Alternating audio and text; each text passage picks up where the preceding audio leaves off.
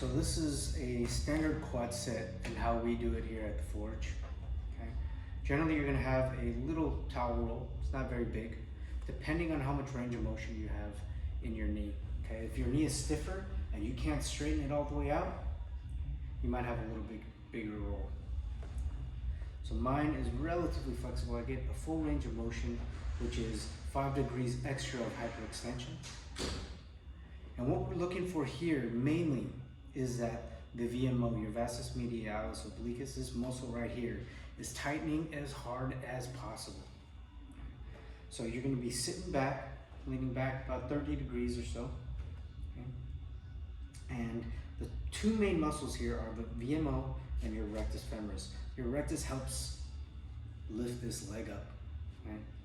And your VMO helps straighten this knee out to the max.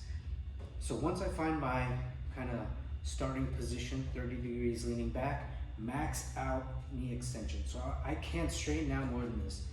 I'm gonna use it lightly using my thumb, okay, and my middle finger and fourth finger to kind of brace. I'm gonna feel how hard that is contracted. And I wanna see how high I can lift my heel up off the ground while not changing the pressure on this towel. This is very important. Okay, so if you're pushing down on the towel, and you start contracting your hamstrings and your hip. Okay? So you want to contract as hard as you can. I'm using my fingers as a gauge of how hard I'm contracting.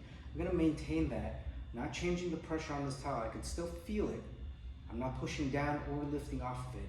I'm gonna lift my heel up as high as I can, up away from the bench while I'm contracting that. And once I'm maxed out, then I can practice slowly lifting up, ensuring that I am fully contracted. And how I know that is I'll feel this quiver. It just won't feel as hard. You know how you palpate a steak or you feel a steak? You're just feeling for these slight incremental changes.